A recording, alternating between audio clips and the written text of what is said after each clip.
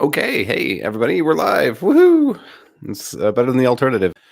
I'm gonna wait for.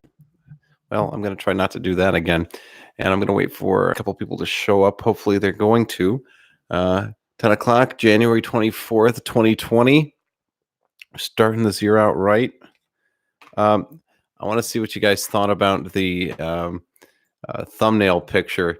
If you're wondering how I did that, if you are and you're watching this later, please leave me a comment with your best guess. Otherwise, I'm going just to tell you guys later in the live stream how I accomplished that effect. You wouldn't believe me if I told you. We got a couple people popping on. All right, sweet. If you guys are here, sound off. I want to know who's here with me.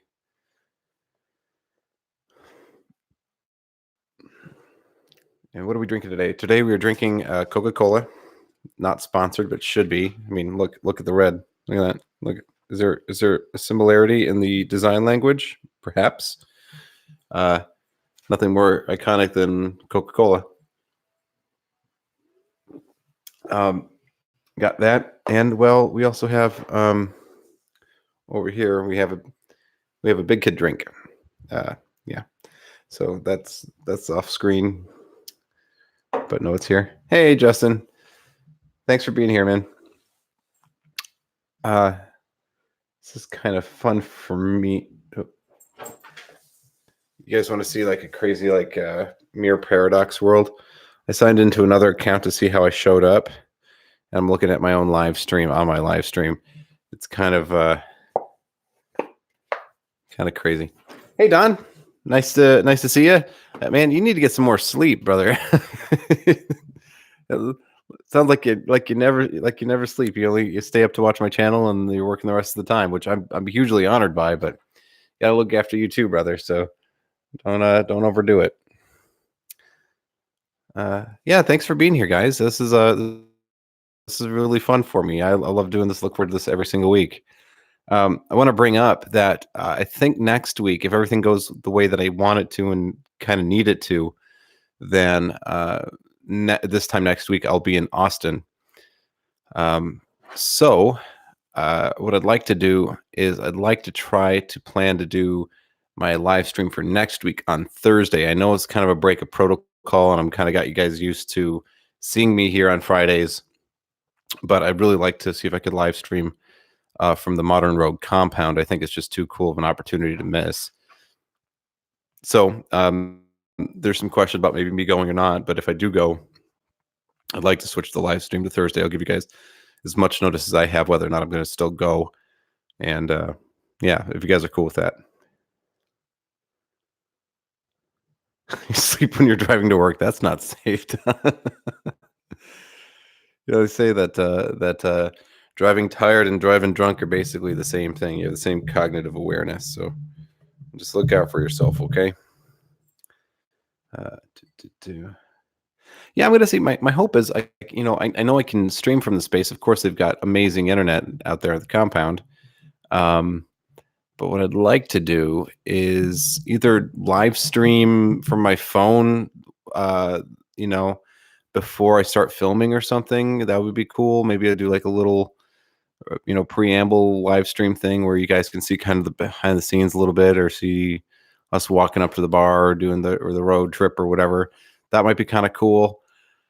Or doing one of these kind of setups in whatever room I'm staying in, and just having a kind of a download after the day. I'm not sure how it's going to go and what time's going to allow for, but I'd like to try to bring you guys along for the journey as much as possible. This is grown up drink. Hey man, is it good? Oh man, as a Christmas present for my wife. That's tasty. So, did you guys see the the thumbnail for this video with my face? I want to show you guys how I cut that look. There's no special effects and there's no editing done to that photograph. That's directly in camera. And the way that I did that was with these. Now look, my mother-in-law got me these for Christmas this year. Ooh, I keep hitting that microphone. I'm so sorry, guys. Look, look at that. There's plenty of me to go around. Look at that. So now I can do this. We'll be right back. Just tape that up on the screen there when I have to go for like a restroom break or something. Isn't that great? They're one way. Yeah, I got these for Christmas. I've had them just sitting on here on the bookshelf. I pull them out every time I want to laugh. My mother-in-law knows me and my sense of humor very well.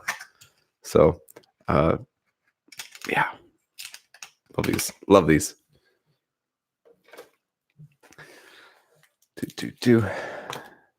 Hey, something I wanted to kind of. Yeah, they're playing cards. Yeah, Don. These are. Let me pull them back out. They're straight up, completely used deck of cards. I should probably show you the other side. Of course, again, this is the idea of what you perceive and what the audience perceives are two different things. But yeah, man, that's a deck of cards there. That is, and I'm on them. I love it. Whenever I had the package, of course, it's wrapped up in Christmas wrapper or whatever. And what do they call that wrapping paper? Christmas wrap. What am I, an alien? It's in wrapping paper, and so I feel it. I'm like, I'm pretty sure there's a deck of cards. I'm like, why?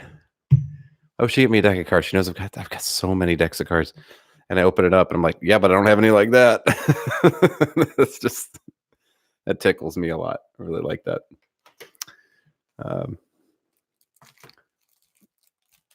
Oh yeah, Justin. Hey man, appreciate you. Took one of my talking points. Yeah, Justin knows about it because he's joining me over there. A couple of you guys have. I think Minnie's over there and Don's over there and Justin's over there. But I have a Facebook fan page now. I got tired of just trying to use a community page. You guys see how much I post on the community page like all the time. It might as well be like a Facebook kind of scenario. I did A/B testing, which I want to ask you guys about the thumbnail tests and your response to that. But I did that in a couple places. We were able to help Justin with a clip shift move that he's working on. I was able to connect him to my friend who does it, and they were able to video back and forth. It just allows us to accelerate what we're doing here on YouTube even more, because we can do like hey, this week, this is the talking point, or hey, this is the thing. And then whenever it comes time to break down and practice it, or get advice or help from each other, that's the forum for it, because it's so hard in the comments section to be able to interact with one another in any kind of real way. So I started that Facebook group for that. It's the I'll write that down here for you. It's, well, maybe I won't. www.facebook.com/the Magic Minute official. That's my oh, and look, I see, that's cool. Yeah, I like that. Yeah, but the Magic Minute official. So check it out. Join. It doesn't cost you anything, of course. It's just a place for us to be able to help each other and really build the community out more and engage with each other on a deeper level than we can in the YouTube comment section. It also, I'm thinking about maybe moving some live streams over there. I'm also thinking about doing more behind the scenes stuff on the Facebook page, showing you guys kind of like what I'm seeing kind of thing, or what I'm working on, or whenever I'm at a gig or something, some stuff that might be, tangentially related to the channel, but enough that you guys might find it interesting. Thinking about using the Facebook page for basically all of that stuff. So if you're not joined already, hey, go hop on over there. It doesn't take but a second, and hang out with us. So I've got a lot of things I got to respond to. Don, I thank you. That's very sweet. I'd love to send you something, but if I part with any of these, then I think my wife will have my head. So, yeah, not one of these heads either, not my actual one. Yeah.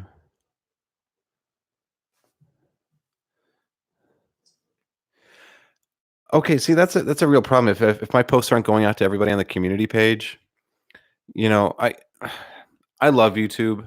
I spend a ridiculous amount of time on it.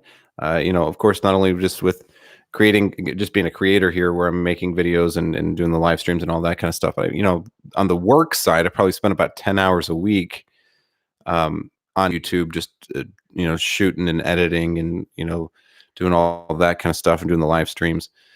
And then I spend probably about another 20 hours a week probably watching YouTube. It's a ridiculous amount. Um, so I have this love hate relationship with them because I keep noodling with stuff. It never stays the same for very long, and so it's always a constant game of playing catch up. And something that worked last week doesn't work this week. And oh, didn't you hear the algorithm changed and now they're emphasizing this and blah blah blah. And I understand that they have to do that to an extent, but it makes it really hard for smaller creators who don't have any clout or like millions of views behind them. It makes it very, very hard for them to compete because we're not what are be considered thought leaders on the platform yet. We don't carry enough weight to just post a video about whatever we want and people show up. So having to do all that YouTube SEO stuff is a pain in the keister. But hey, whatever. You just got to play the game. You want to be in the game. You got to play by the rules, right? So. Yeah, Justin makes a good point too, which is that you guys can also upload your own pictures and videos directly to Facebook, which is a huge part of this. I mean, like, for instance, Justin was on there working on the clip shift the other day, and he was able to shoot a video of himself, post it on there, say, "Hey, I need some help." And I was able to get him in touch with my friend who does the movie he was working on, and then they were able to shoot videos back and forth, helping Justin out with that move. That would never happen in the YouTube comment section or in the community page. It would never happen there before. Now, hopefully, Justin's on the path to learning the thing and got the help he needed, and da da da. So it's a great place to help extend the learning that the culture I'm trying to cultivate here on my channel. So definitely take a look. I'm going to browbeat you on it until you come and actually join. So I've got like 3-4 people on there already, which is great. But 3,000 would be even better. So we could do a lot more with a lot more people.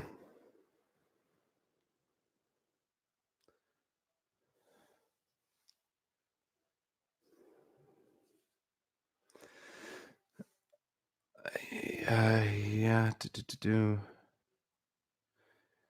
Yeah, the Kappa thing. I'm going to reserve my thoughts about that on this platform.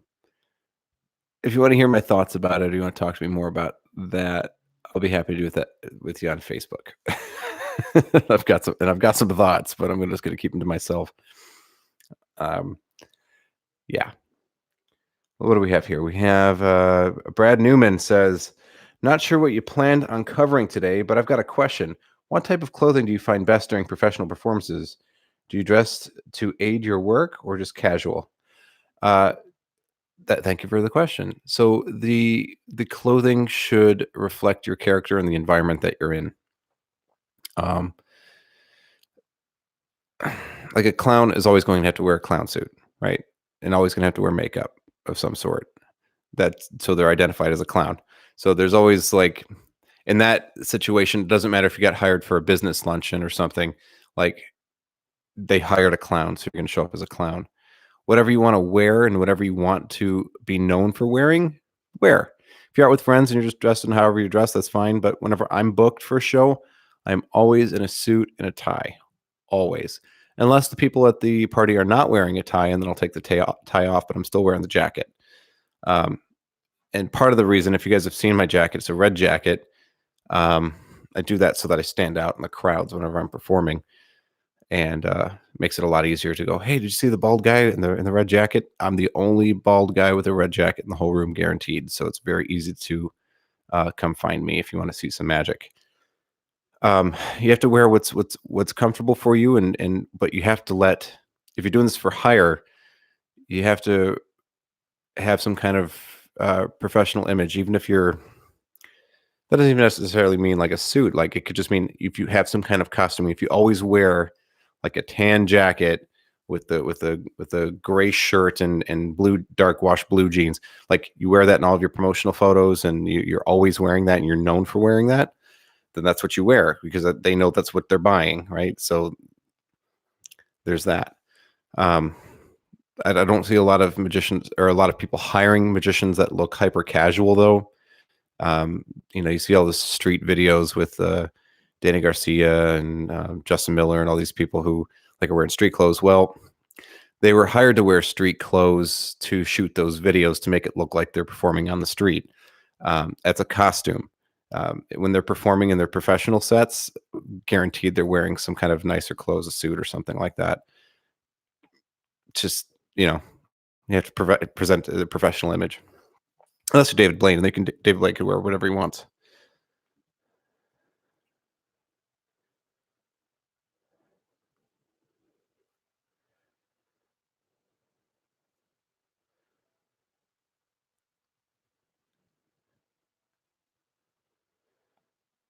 Don, thank you for the question. I have had a mix of both. So sometimes I can get a professional photographer in. Um, at a lot of the events that I do, there's already a professional photographer there, and part of my agreement with whenever I'm booking the program will be, hey, look, I'd like to have the whatever photographs or for my own marketing purposes. Or I'll get with the photographer and in a quiet moment or whatever and say, hey, here's my card. If I could have yours, I'd really like to, you know, um, see if it'd be possible if I could get some of the photographs of me performing from you. I'm happy to pay you for them or whatever. Um, However that works, right? Because they'll take a bunch of photographs and some are like sold to the client, but they may have a couple of cast offs that are not. I'm not sure entirely how that works, but most of the time they're just like, hey, yeah, if it's cool with the company, I'd be happy to send them over to you, and it usually always is. So then I'll get those either from the professional photographer who's working the gig that I just met that day, or sometimes I'll bring my own photographer along. I've done that a couple of times and have them shoot, a bunch of stuff of me on stage. Another good place to do that is if like you do like a public event, like I do this show for a 501c3 charitable organization here in Dallas, and they have this event that I perform at a lot. I don't think I'm performing at it this year, but I usually perform at it. And it was a big nightclub, huge nightclub with hundreds of people there, and super decadent and beautiful. Had my name in big letters on the back panel of the wall and everything, and it was just killer beautiful. And there was there were photographers down there shooting photographs, and they were donating all the photographs to that 501c3. They were donating their time just to help for the promotion. And so I was able to use the photographs that were taken from that, and I just got them off their Facebook page with permission. But yeah, that's another great place to get them. Selfies are great if you're there a little bit early and nobody's around yet. You're not on the clock, and you can do it. And you have to feel it out and feel if it's appropriate. Then yeah, you can take one. I take sometimes with, an empty audience or not, an empty set of chairs or whatever beforehand, or maybe like what the stage looks like right before I go on, and that just I don't know, but just a little bit of a set the stage and trying to give people a sense of time and place of where I'm at, what I'm doing.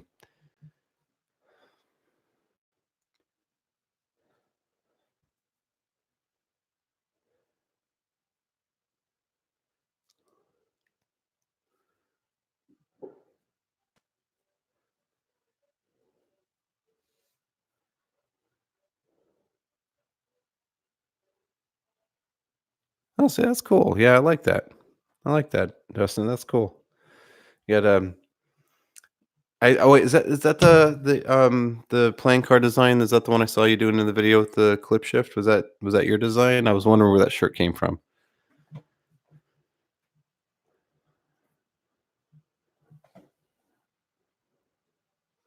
That's cool. Nope, happy juice.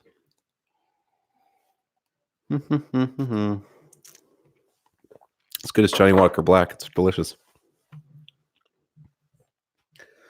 Oh, hi. So, something else I want to show you guys. I also have some other deck of cards here, and I want to show these to you. These are some that I I used to have a company with my friend Joe Southwell, and these were the cards that we put out. I can't claim much in the way of the design or anything like that. That was mostly my friend Joe's vision, and he worked with a graphic artist to create the look and feel of the cards. I was a product tester. I was the one that checked the card stock and the slip and everything, and also had a role in sales for the company. But as far as the conception of how the deck works and the graphic design and everything, that was all under Joe's guidance. You may have seen these before. Brian Brushwood sells them on his website now. He got them from me. That's the only place that they exist. He's got most of my stock, but I've got a couple still. Got about 2-3 gross still and an uncut sheet. But those are mine. But what I wanted to show you with these was how to test to see if a deck of cards is marked. I thought that'd be, I don't even know if it needs to be a whole YouTube video about that, but I thought it would be some cool wisdom to share with you guys, just in case you were curious. You know, if you just look at a single card, how are you going to tell if that's marked or not? There's no way, right? You have no idea. But let's say, for instance, you riffled all the cards like a flip book. Okay, look. Do you see the pattern changing on there? See if I could do that a different way. Wow.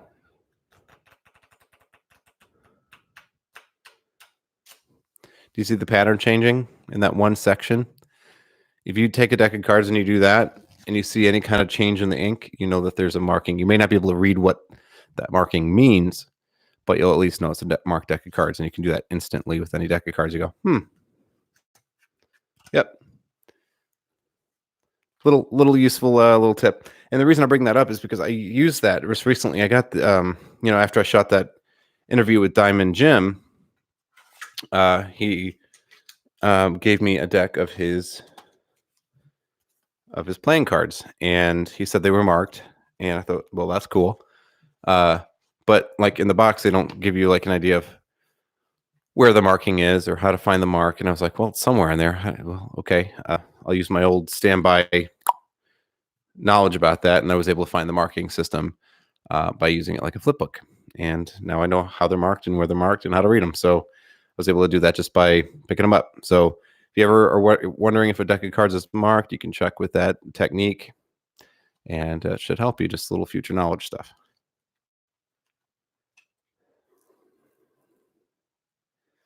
I was involved with designing a different deck of cards. I actually helped design the Raider deck, the white ones. I don't know if you guys remember those or not. Justin, you might be too young too, because these were popular like 10 years ago.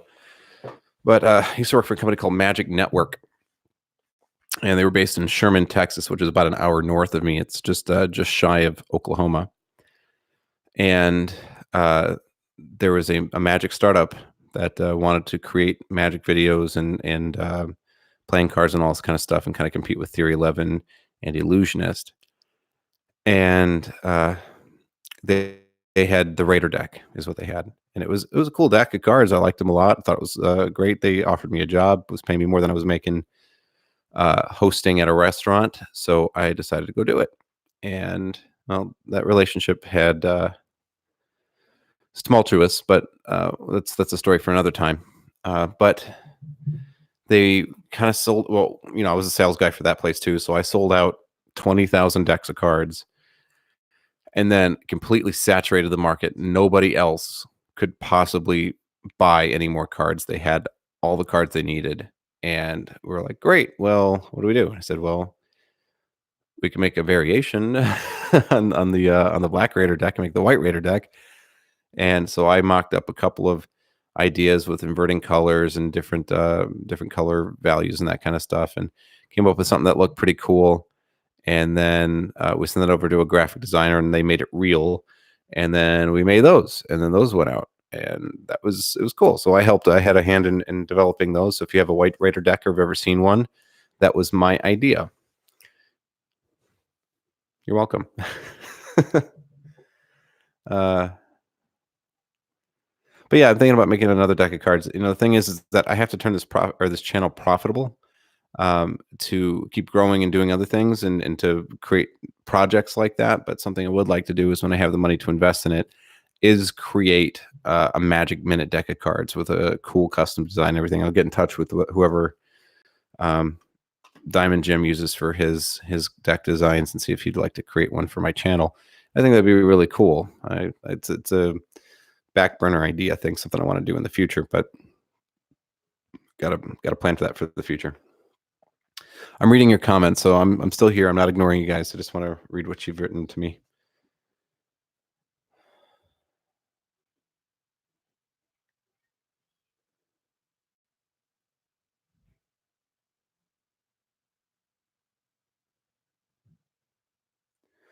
What books on the business side of magic?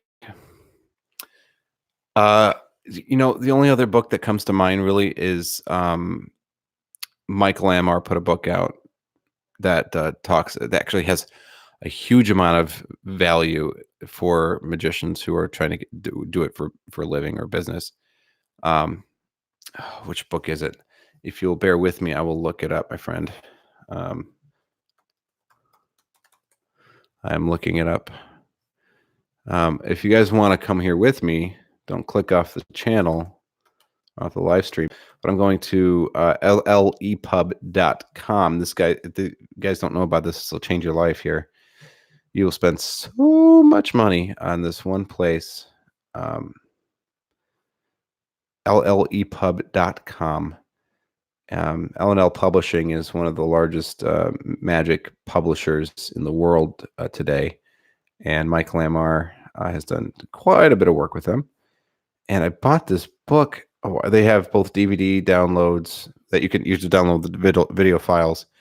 And they also have books that you can download in PDF formats. It's like Amazon Kindle books for or a magic version of that. And it's good. There's a lot of high quality stuff in here. I own a lot of their stuff because I love them and they make me happy. I can't find it right now. What is it called? Okay.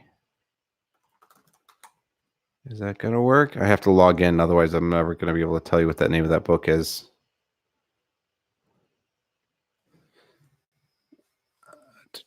Hello, Alan Paletti. Your basket is empty.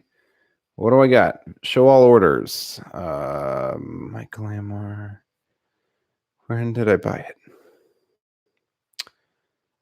Collect works of Alex Elmsley. No, but that's a fantastic book.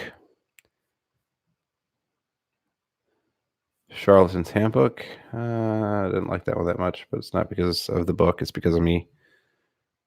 Miracles with Cards by Jim Swain. No, that is not it. You Are the Winkus Lake. Goodbye.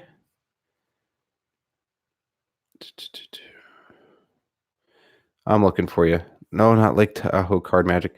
See, I've got so many of these books. It's really hard to, and they're not showing me the thing. I have to click all the way into the book to see what I got. The Magic, that's the name of it. It's called The Magic of Michael Amar. It's $9.95 on llepub.com. They should be paying me to send you there and tell you all this stuff. But it's a fantastic book that actually, like, each chapter has another section in there about how to be a professional magician. It's got everything like from like rate negotiation to keeping yourself organized to creating new material to routining your shows to all kinds of stuff. And it was really good. Beyond that, there's not really many magic books that really talk about it or that I know of that talk about it. A book that I recommend that everybody watches or watches, everybody reads or listens to. If you guys want to go ahead and get a subscription with Audible, you can get a free trial. You use the link that I'll supply at the end of this or in any of my videos, and you guys get a 30-day free trial to Audible.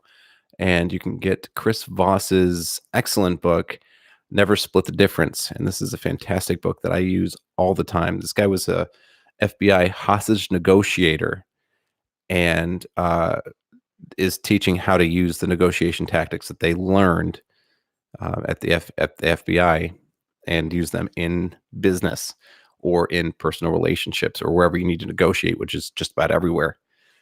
Um, Fabulous book. It's one of my favorites. Never Split the Difference. Chris Voss. Do yourself a favor and use my promo code to get a free copy of that book because it's awesome.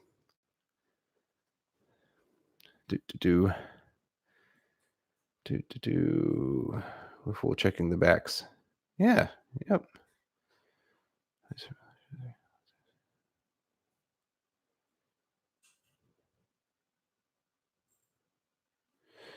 Mid-July of 2019. So you were coming into doing magic just as about as I was starting my channel. It sounds like, or restarting my channel. So that's cool. Right about the same time, I guess the magic bug kind of bit us both in different ways during that time. That sparks my question. How much does it cost to design a deck? I know it varies from different variables. I mean, like the average.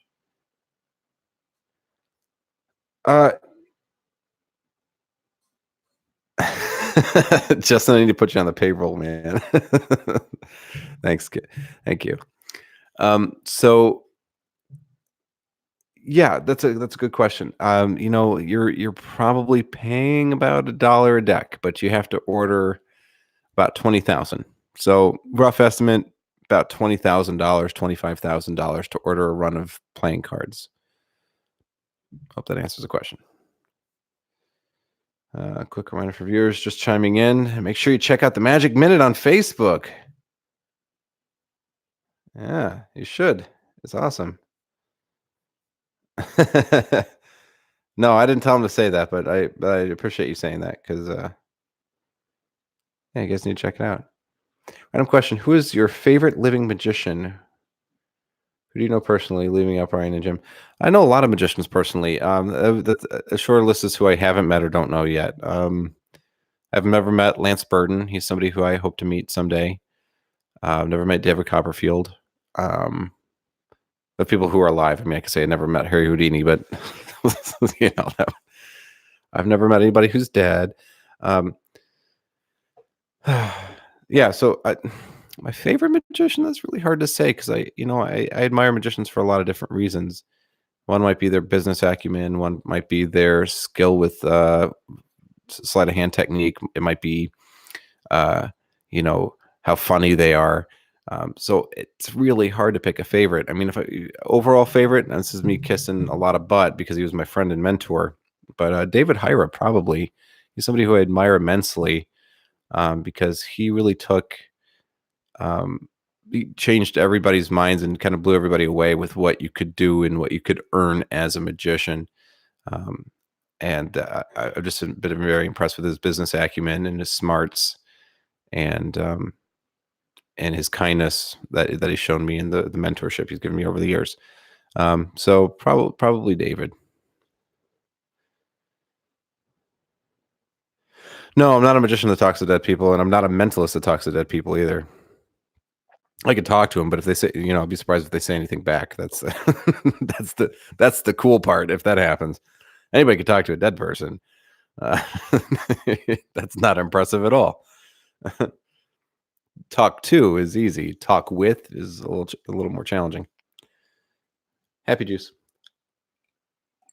Man, that is really good. You like my cup too? It says sauced. I'm not, but I thought that was a cute cup. I wanted to ask you guys too about, we haven't got to it yet, but something I had really on the agenda for today was I wanted to ask you guys about the Diamond Jim interview. Put a heck of a lot of work into that, and I was curious. It seems like by the response, everybody's watching it. It looks like, and watching it for a while. So it looks like it did something right there just from the numbers telling me. But I was curious about what you liked and what didn't like, and if you think this should be a series or not. I was thinking about doing this a lot more. I know a lot of magicians. If you noticed a little while ago, several episodes ago, I had Mac King introduce my channel, right? He was like, "Hey, this is Matt King, and you're watching the Magic Minute." Um, be, because of my connection to Brian and Brian's connection to everybody else, or I also get private invitation to see Vegas headliners here, very near my home. There's a really great guy who owns Genie Magazine now, who's also the owner of Gearbox Games, and he lives like 20-30 minutes away from me, and I'm invited to come and hang out with the magicians that he invites to his home, which is a lot of them. So I've got access to just about everybody that I want. And I thought, well, heck, I should do more of these interviews. And like I have a good friend, Trig Watson. I don't know if you guys know Trig, but Trig actually wrote for Magic for Humans this season that just came out. A lot of the magic that's featured on the program he developed. I can't say exactly which effects. I can't go, oh, that one's Triggs, that one's Triggs.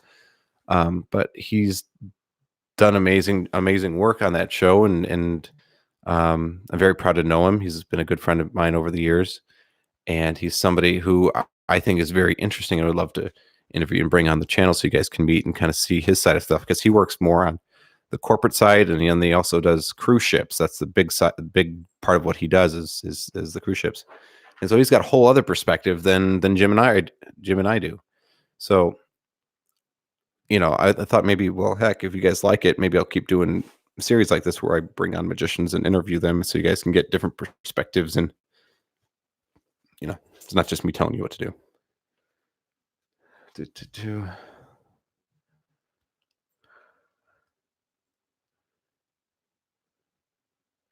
Don, I don't actually send out promo packs, and maybe that's my bad.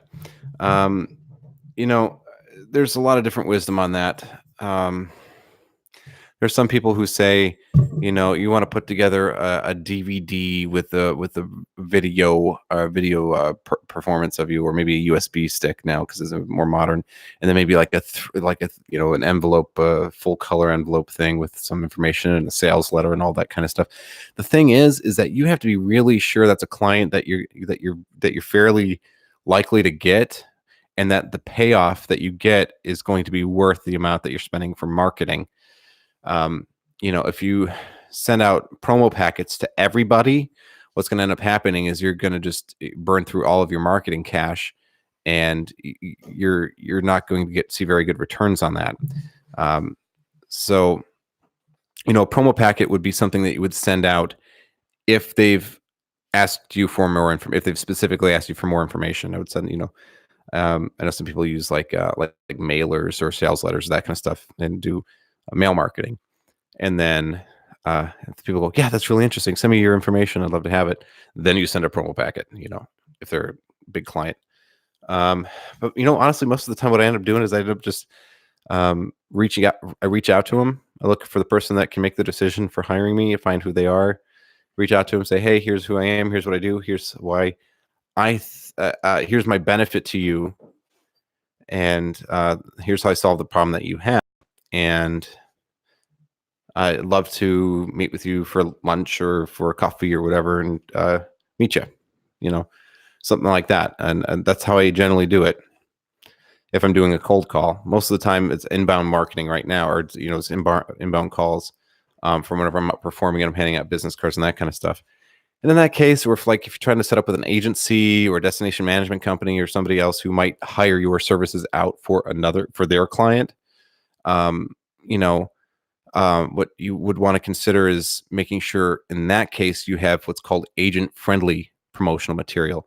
So you have, no way that can contact you. You might use your first name and not your last. You're just your last initial with no phone number, or email, or whatever, and like photographs of you and videos of you, but nothing with your phone number, or email, or website, or your name on any of the stuff. Just you and you performing. And then you would send that to the agency or whoever's going to book out your services. And the reason you do that is because they don't want, they got to make money too. And if they help promote you in your work, and then they their client tries to book around them and book you directly, that really screws them out. So they don't want, of course, they don't want to do that. So, don't know if I answered your question, but I hope I did.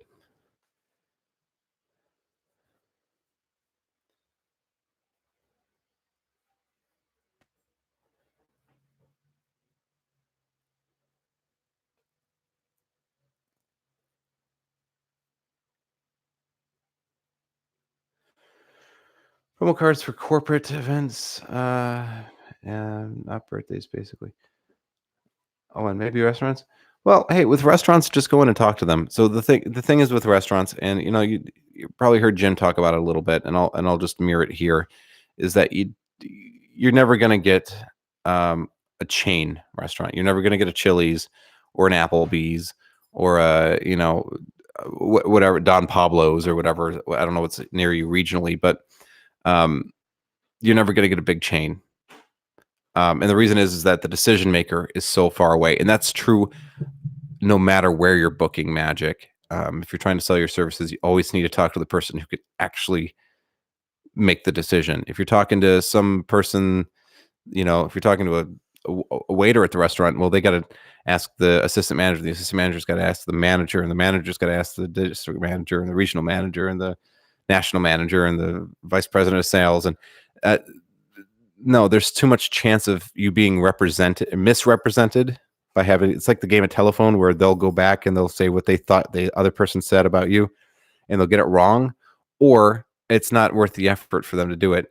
Plus, a lot of the time with large chains, the reason they also don't want to book entertainment like yourself is because they have a set standard where if they're going to do it, it has to be on brand, which means that everything has to fit with what the public's perception of them already is. And if they were going to hire a magician at one restaurant, then they would then have to hire magicians at every restaurant to be on brand, to make sure that everything was consistent across every single store. So whenever you walk into Walmart's on other sides of town, you pretty much know where everything is already because they're all laid out the same. That's on brand, right? It creates a strong sense of recognition with a certain entity. And so they, for that reason as well, they don't want to hire entertainers. Unless it's somewhere like somewhere that does hire entertainers. Like, what's the name of that sandwich shop? No, the other one, the one with the Potbelly sandwiches. Potbelly sandwiches hires musicians to come in and play guitar. So in that case, yeah, but that's part of their culture, and they do that in every city. So you want to go for your big restaurants are going to be family owned or small chains. Like I did a sushi restaurant for a while. There was like 3 or 4, but that's it, and they were right here in Dallas area. So that was it. And so it was easy to talk to the owner of the restaurants and tell them exactly what I could do for them in their restaurants and all that kind of stuff. So in that case, I'd always try to talk to the owner if I can. Owner or the person who's directly in charge of signing a check.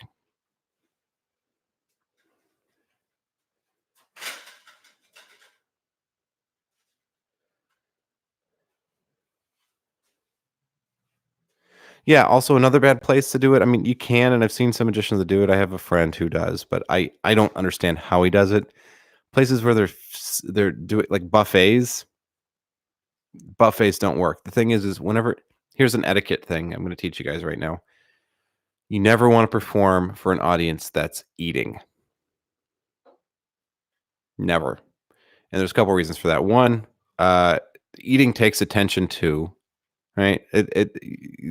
You ever try to you ever watch somebody like trying to watch a football game and eat a chip, and how all the food ends up on the floor all over themselves at the end of it because they're trying to divide their attention and they end up spilling food or whatever. Or it's just rude. Don't do it. When somebody's about to take a bite of food, you don't want to go, "Hey, I'm the magician. Do you want to see a magic trick?"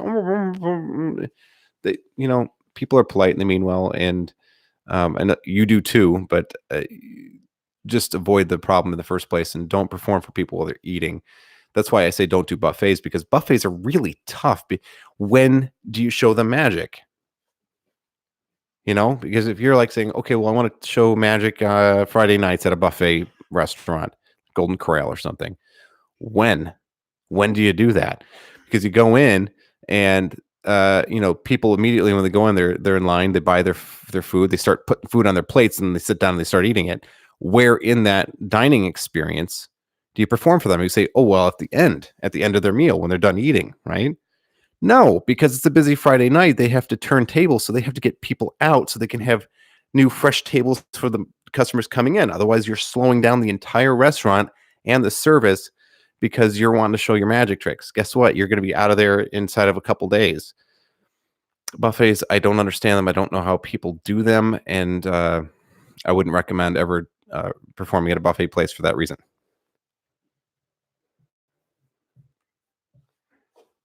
Yes, I'm very passionate about these things. You gotta remember, I've been doing this for 12 years, so I've got a lot of things to say. Not all of it's always useful, but it certainly makes me feel better.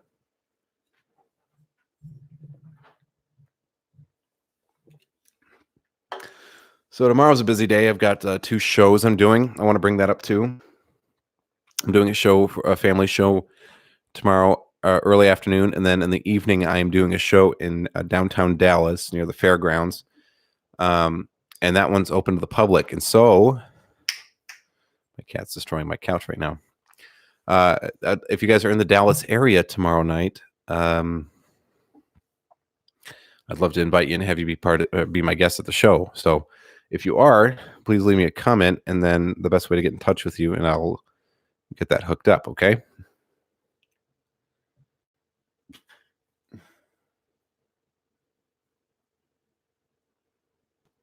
Yeah, Golden Corral. People, they get that prime rib that you can eat as much as you want. Why would you stop eating?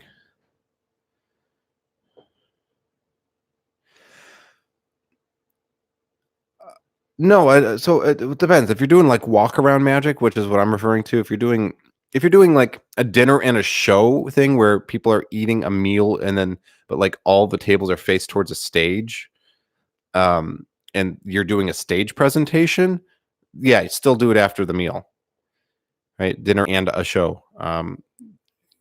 So yeah, that's what I would say.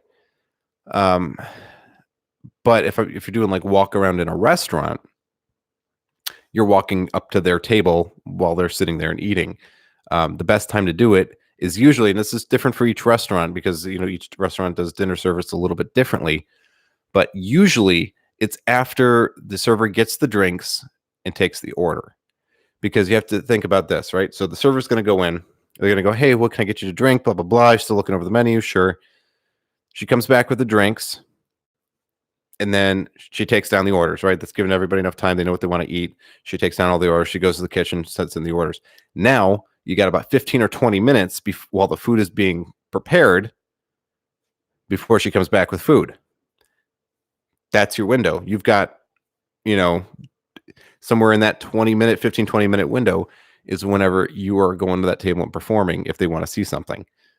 That's usually the best time. You don't want to be there when the server is there. Let me also say this. I want to do a whole series on this, and this is something that's planned for the future, but just so I can get this out now, since we're on topic. If the server shows up with the food and you're not done with your card trick, so what? Get out of the way. Okay? They came here to eat. They didn't come here to see your card trick. That's a bonus on top. The server is trying to do their job. Presumably, you're paid an hourly rate to be there either way.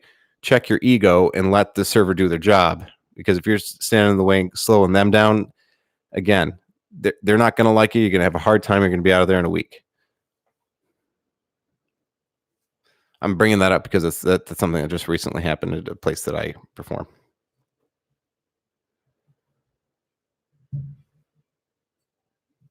It's too bad, man. Well, I do these shows like, about once a month. So if I do another public show, you guys can make it to one. I'd love to see you.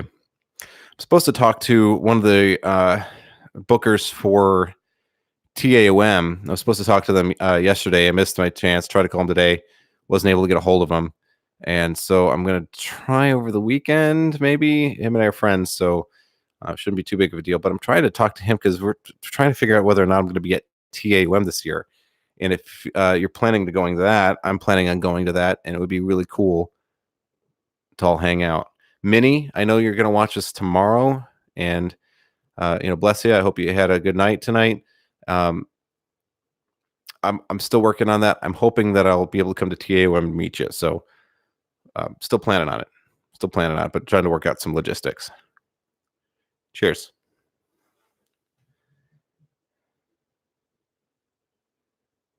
That's exactly it. Thank you. You know, and if they go, oh well, hey, no, you just stay one more. Hey, look, you guys are eating now. You know what? If there's some time at the end before you guys leave, I'd love to come and show you, show you something else or whatever.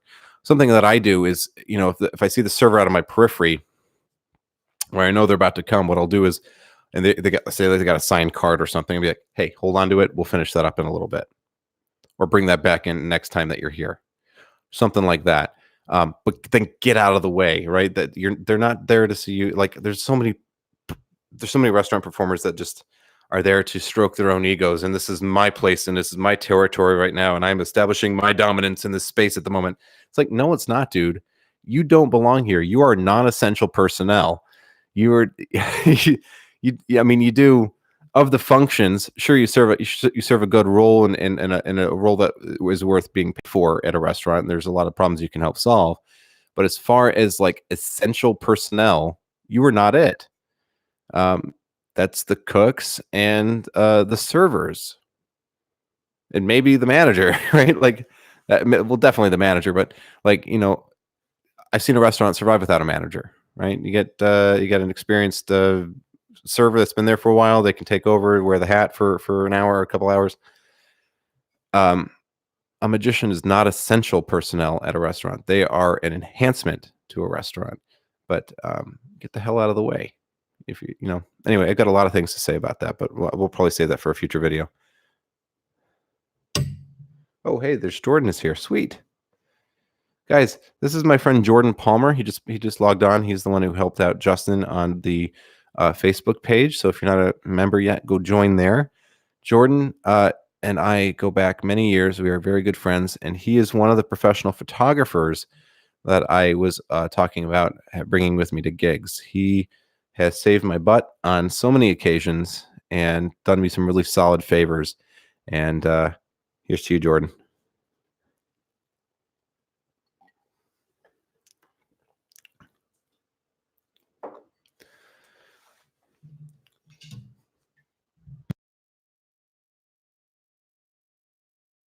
I just felt like Tazon Day. I did that last time too, but I just every time I see myself with the headset and the microphone, just I'm just getting Tazon Day vibes. Chocolate rain. Some stay dry and others feel the pain. Chocolate rain.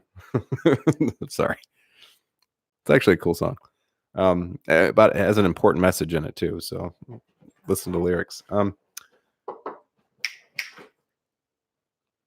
I think it's also public domain. I think he made it public domain, so you can parody it or talk about it or whatever. My cat is ruining my couch right now. Excuse me.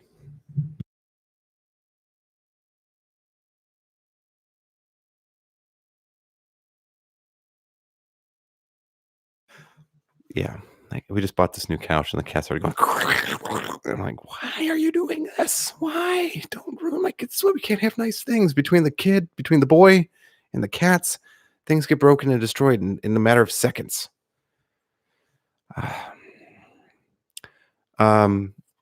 Yeah. Yeah, I like cats because the thing is cats, I think, are more human-like than dogs. Because cats, I've heard it put that dogs are the whores of the animal kingdom. That all they do is seek out your, you know, I don't know. I don't want to continue with this analogy, but yeah, cats don't need you to like them, and that's what I like about them. They're like, well, yeah, sometimes affection is nice, but sometimes I want to be left alone. Sometimes I'm just hungry. You know, they're more like people, I think, than dogs are. Dogs are just like so eager to please all the time. It's not like if you had a human relationship like that, it would be a little uncomfortable, weird, or awkward, or I think the person would maybe imbalanced in some way. So yeah, cats are way cooler. I think so anyway. Is that their claws hurt? Bob Haas. Having a hard time getting people engaged to watch my magic or always on their phone. Do you have any suggestions? Yeah, wait till they're done. Bob, I'm not sure what you mean, man. If they're on the phone, where are you? Are you performing like walk around magic? Are you performing like on stage and they're whipping out their phones? Or kind of give me a context of how this is transpiring, so I can kind of, because I'd approach it differently depending on the situation.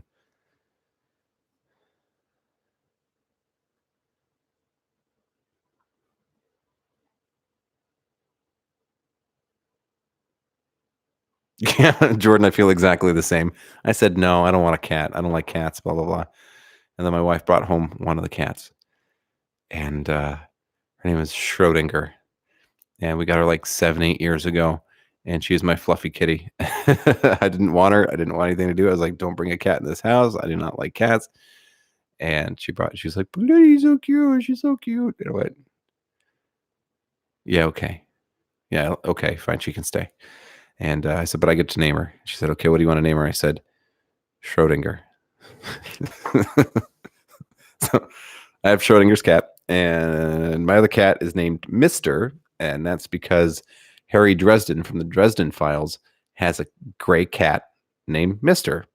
Now, so do I. I'm the other wizard with a gray cat named Mr.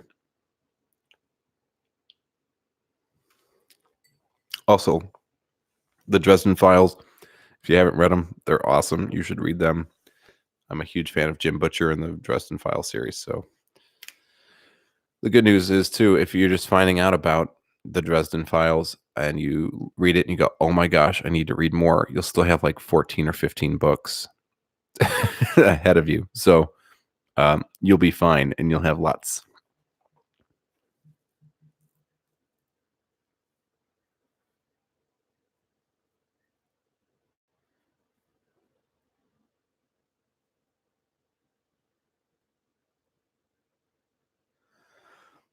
Well, Bob, hey, let me ask you, what kind of, so it says it's to do mostly more magic. They're always looking at their phones, not looking up. Is this at a restaurant or in a walk around situation, or is this like you're performing on stage and they're breaking out their phones and you can see them from the stage looking at their phones instead of looking up at you? The answer that I give you depends on your answer. So I need to know the setting in which you are performing that this is happening, and I have a solution either way.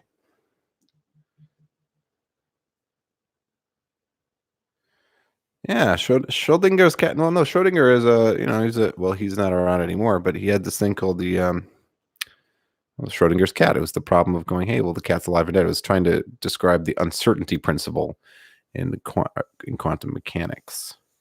I am a dilettante at best when it comes to quantum mechanics, but I think it's cute. I make the joke, yeah, I don't know. I left her at home, but I'd have to go check to see if she's okay. I have no idea until I open the door. It's alive! It's alive! Ah, it's alive! I'm fine. Yeah. So I'm gonna wait to hear from Bob about that. But I want to ask you guys, what do you think about the Diamond Gym series? Oh, before we go into the Diamond Gym series, I want to ask you about the A/B testing I was doing on the thumbnails. The reason I was doing that, if you guys saw, on my community page and also on the Facebook fan page, I asked about, hey, which one of these pictures would you be more likely to click on? And the reason is I am trying to get better thumbnails. I think that my SEO is getting better as far as getting these videos out to a larger audience or to being able to rank for search results better. And that's how I'm going to grow the channel. But at the same time, people also need to click on the videos. There's a lot of different things you have to worry about when you're a creator. You have to worry about the material that you're making and how to tag it correctly to find the right amount of people. And I'm not just talking about like, well, if you want, let's say you want to rank for the search term Lady Gaga. And if you go to YouTube and you try to look up Lady Gaga, there are like, 40 million results and videos on that.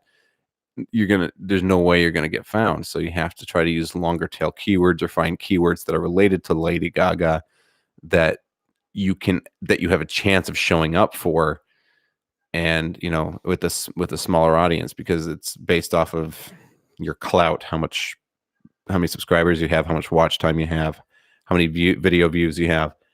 And so you have to be able to rank for the terms that you're looking for. So you have to look like, for maybe it gets 800 searches a month versus 800 million or something. And then you got to find that. And then you also have to make sure that your video is good and people want to watch it and you're actually providing value. That's the first part. Then you got to find out how to tag it correctly to get to the right people. You got to fill out the description the right way. You have to fill out the title the right way. And then you also have to make a thumbnail that's appealing to people to actually click on after doing all of that work. It's a lot of work. I spend probably about, almost as much time keywording and tagging my videos and doing all the keyword research as I do actually conceiving of, shooting, and editing the videos that I make. So it's a huge amount of work just to get the video uploaded and ready to be seen. So I was doing that A/B testing where I was going, hey, which one do you like better? Because I'm trying to get a better sense of which one more people that are not already subscribers to this channel will be more likely to click on. So that way, all the work I'm putting into these videos, people will actually see. So that's why I was doing that. And if you don't mind, I'd like to keep doing that, and I'd like to continue doing that on the Facebook fan page. So that way I can do it a little bit neater and post 2 pictures at once instead of having to do this A/B weird tagging thing I had to do in the community.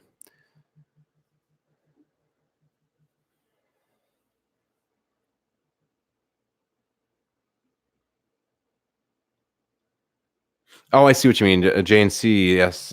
Yeah, very much that. Yeah, it was Schrodinger would be, it's Schrodinger's cat would be the thing, just like Frankenstein's monster. I didn't understand that's what we were doing. Yeah, I am doing that as a misinterpretation of the name, but yeah, intentionally. And it's, what else would you call it? Like, I don't know what Schrodinger's cats really, what their names were. Maybe it was,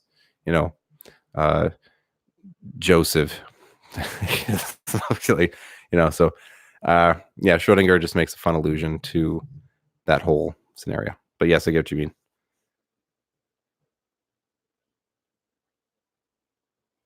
Jordan Palmer is a thumbnail master. He's got 2 of them. No, Jordan, I think I'm going to actually have to ask you about thumbnails, and I want your advice.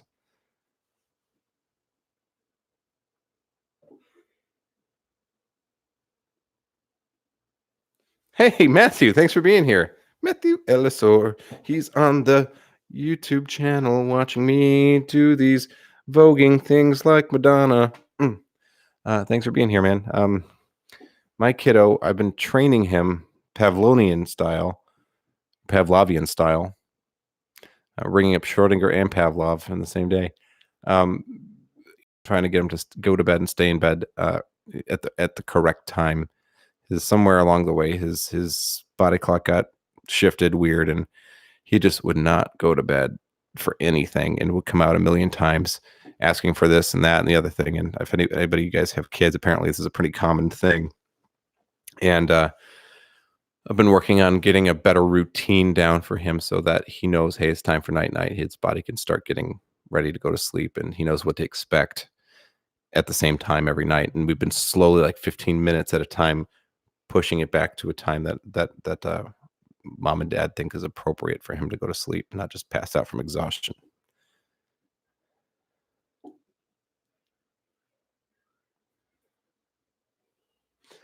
Place the most stupid videos go viral.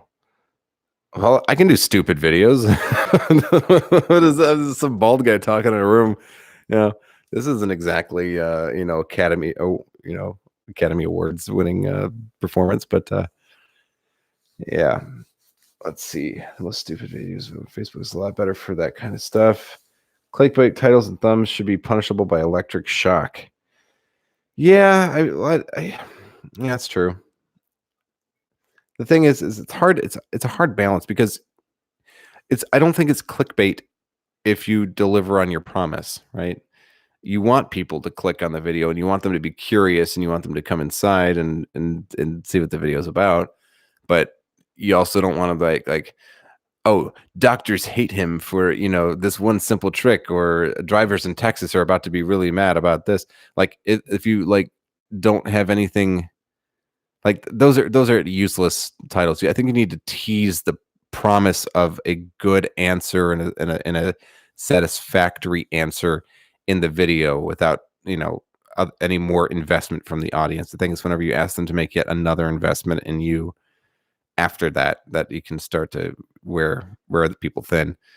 But if you have to, if you want to say something like, hey, maybe I'm totally wrong, but say like, learn this amazing magic trick that is really easy to do. Well, it's like, well, yeah, but then I am teaching you that. So I don't know. Is that clickbaity? I don't know. Like, I got to get people to want to click on my video. So it's a tough balance. And you also got to worry about using keywords in your titles. And so, you see like coolest magic trick ever. Well, that's what people are searching on YouTube. So you have to, if you want to show up for those kind of videos or for those kind of searchers, you have to do that. It's the ugly truth of the algorithm. So there's this guy I love on YouTube. His name is RGT85. That's his name's Sean, but that's the name of his channel is RGT85. And he does video game news. Love the guy. I watch him, watch Spawn Wave. I watch a couple of others. RGT, hey man, if you ever watch this, rock on. You do a fantastic bang up job. I don't know where you get the energy from. You are just on point every single time I see you. But I notice sometimes whenever he talks, or whenever you talk, if you watch this, I can tell that you are using, you're trying to say key phrases or keyword phrases in your dialogue as much as possible in the video. Like you say the words, how much is the Nintendo Switch in 2020, Switch 2020 Nintendo Switch, right? Like you overstate things, and I think it's intentional. I think it's because YouTube also looks at your closed captionings. Whenever you're talking, it will go through and try to intelligently figure out what you said in your video. And guess what? Because that now becomes speech to text, that's also searchable. And YouTube uses that to see if the keywords you used appear in your video. So that what your video is about, if it's actually what it's about. So you see a lot of YouTubers that like repeat things or say certain phrases or whatever. That's why they're doing it. You'll see me do that a little bit too. It's intentional because I want to make sure that people understand that that's what the video is about. So yeah, five crazy things. What stupid videos go viral? Facebook, a lot better for that kind of thing. Well, Jordan, you're gonna have to share me some of your sexy magic secrets, because I need some help with the whole thumbnail department stuff. It's got to be something I can do, and if you have a formula for it, that'd be helpful. I'm just not sure, man.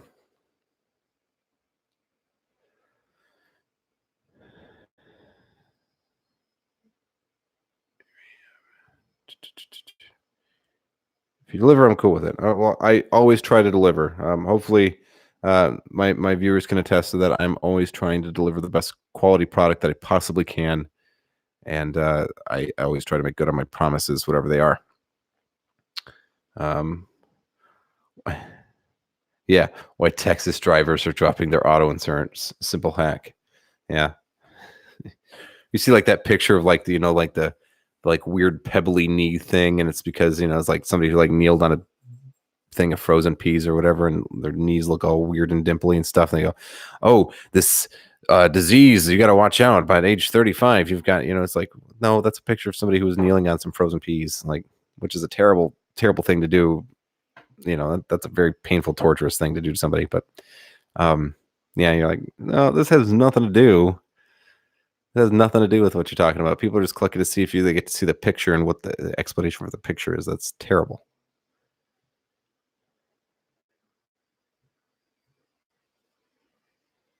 Yeah, it's really hard to attract the attention, because whenever I'm about to put up a video, if the topic's been touched on before by somebody else, my video has to be the best version of that I can make, right? It has to be the best version out. And I don't know if I'm always equal to the challenge, but I try my best. I'm learning about videography and photography and all that kind of stuff. This has been as much a learning process for me in those fields as it is for you guys learning magic. So, I hope you see that the quality is improving every time you watch a video, and that one thing's changed and another thing's changed, and it kind of is ever progressing towards a better and better quality.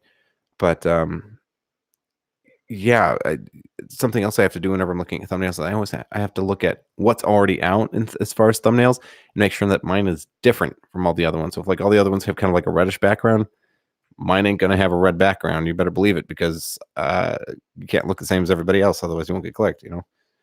It's a meat market out there.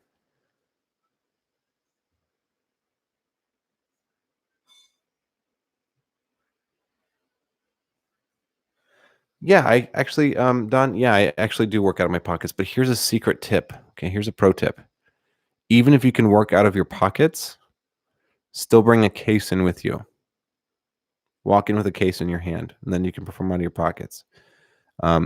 Maybe the case has some other stuff you can switch out, especially if you're working for a smaller group of people, for a small group of people for a long time, then it's good to be able to switch out effects and be able to do more magic than what you can carry in your pockets. So that's nice. But the other reason is if you walk in carrying a case, it kind of gives the person who booked you a sense of, oh, this guy's official. He means business. He's important. If you just kind of walk in with the clothes off your back, they're going to go, really? Don't it's like a guitar player showing up without their guitar. They expect you to have something with you. So having a guitar or having just an empty case that you walk in with, people go, oh yeah, that's oh, do you have somewhere I can place this? And it's a silly thing, but it makes a difference. It really does.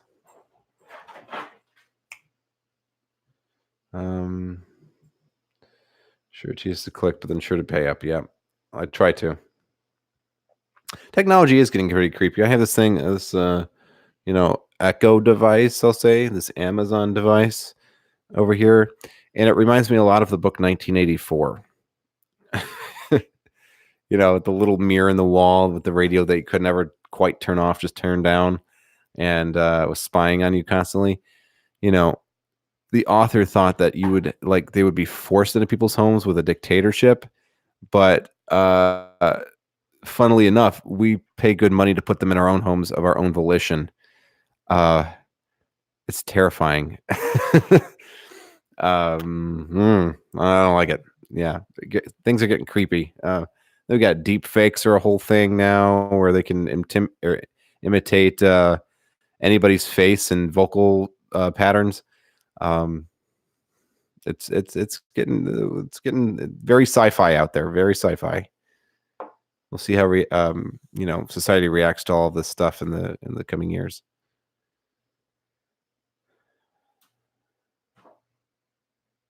There's the text for thumbnail right there. Is sexy magic secrets. Sexy magic secrets. Make a silly face and pretend you're holding something. Leave some void space in the frame and take a picture of it and send it to me. Jordan, are you sure that's a good idea?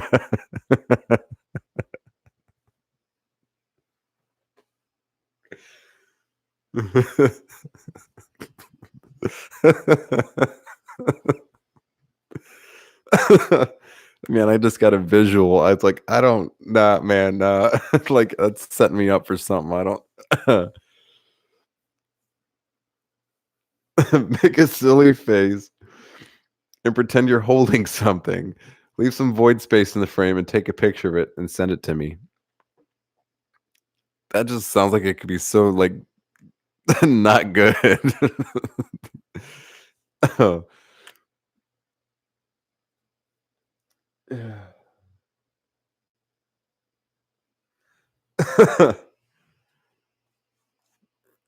you guys you guys are so sweet, man. I don't know. I appreciate you guys. I'm reading Justin and Matthew's messages right now. That's so sweet.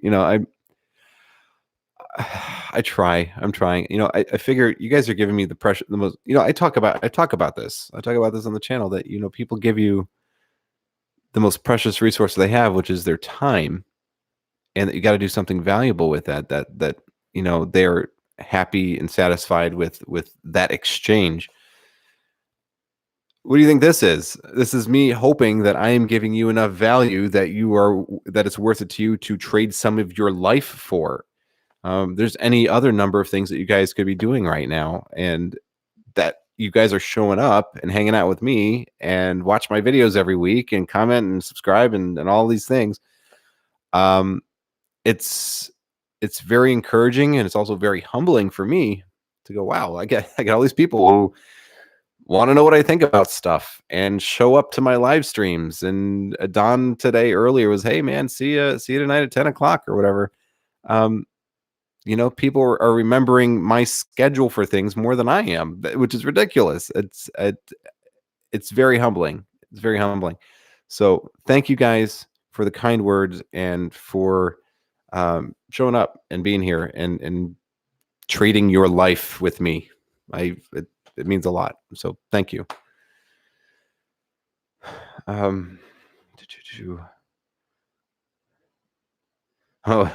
What's the why say? Oh yeah, you need like a stack of rubber bands too, Matthew. So yeah, what's the case empty for? You open it up. It's you got the thing. Yeah, I got the thing. It's Marcellus Wallace.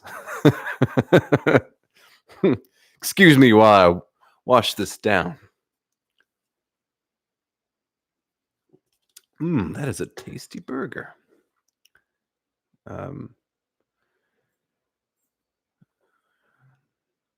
Yeah, it is pretty creepy. The Amazon and Google microphones are pretty creepy.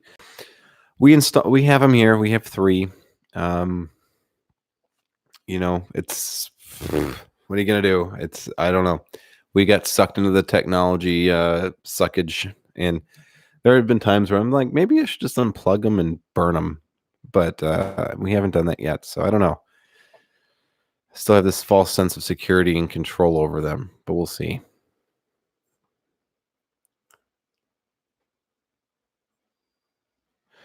Justin is just so militant about this. Yeah, go join me on Facebook.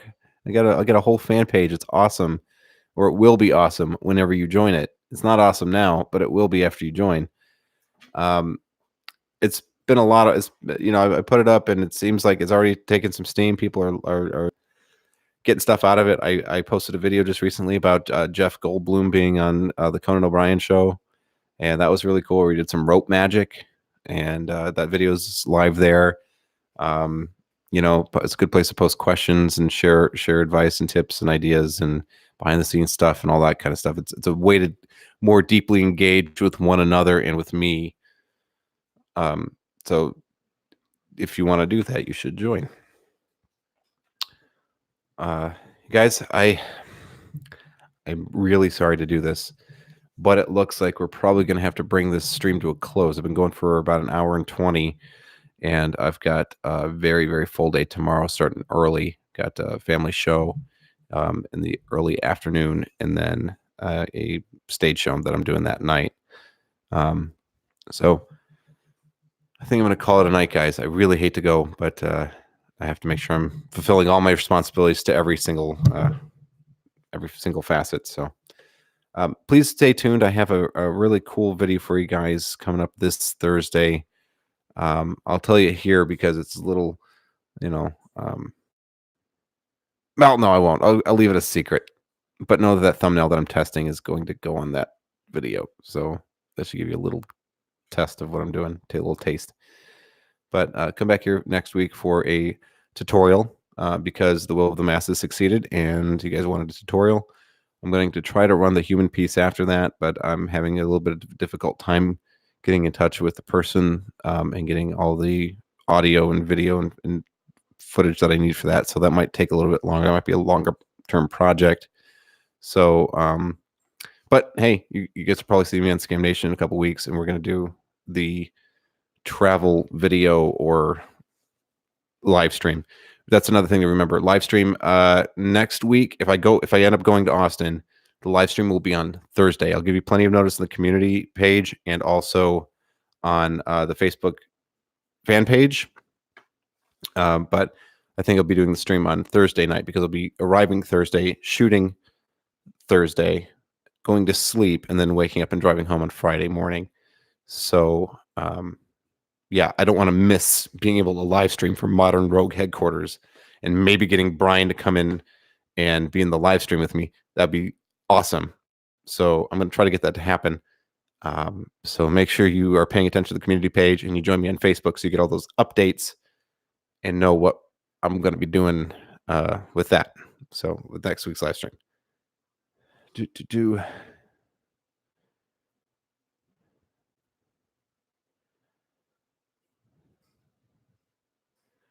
Burn the witches. You guys are like, wow, there's so many things. Crap. I just realized you're on.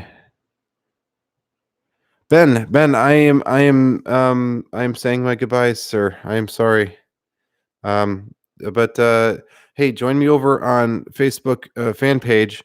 Our dear friend Justin has been promoting it very heavily during this live stream, and go check it out. It's the facebook.com, of course, / the Magic Minute official, and that's my fan page. Just join it. We can chat, we can talk, and we can do everything. Of course, YouTube I have to do in the increments that I do, but I'm on Facebook all day. I can chat and see questions and stuff, and I can do that all day long in between my other work. So it's a much easier way to get a hold of me in a more frequent basis.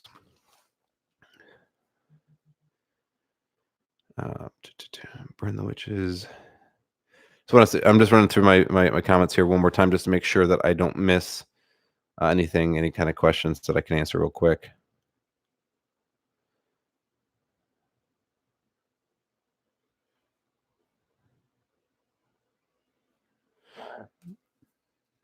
Alistair, or Matthew, thank you. But commonly, I don't know if you know this, but commonly, break a wand. That's the Society of American Magicians symbolic gesture for a magician who has died. They break a wand, signifying that the world is a little bit less magical than it was the day before. So I'm sure you probably didn't mean it in that context, but thank you. I hope I don't get my wand broken anytime soon. But thank you. I'll accept it in the manner in which it was intended. Peace and long life.